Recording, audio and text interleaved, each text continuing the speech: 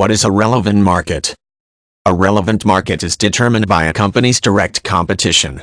If one company has a certain type of product and another has the exact same product or one which is extremely similar, then it would be considered the relevant market. Basically, any two companies which can be considered competitors can also be considered relevant markets. When two or more companies are considered to be in the same relevant market, certain laws will govern their competitive behavior. These laws are usually specific to the area in which they do business.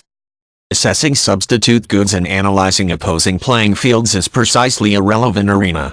Whether or not a market is relevant boils down to geography and products.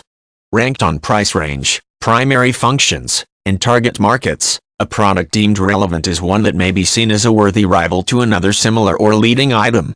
Relevant markets are determined by legal assessors as well as by every company as they scope the competition. Direct competition is one of the largest factors considered, but direct competitors are not always the only companies included in the assessment. When the items of companies are virtually interchangeable, this market is considered relevant. It is where the demand contest occurs and companies can then compare earnings, techniques and demographics to determine their standing within it. All market entering and market available products that carry close price points within the same time span are factors in a relevant market.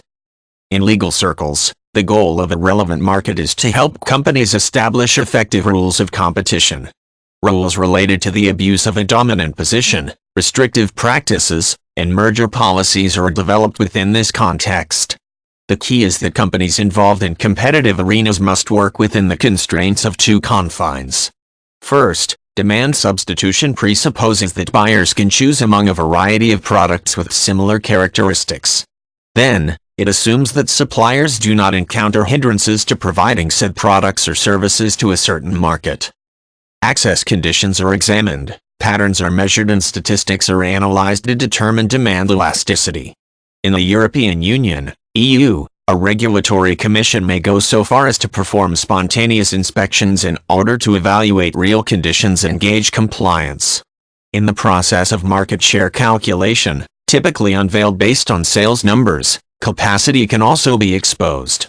A relevant market is the playing field, and consumers are the players.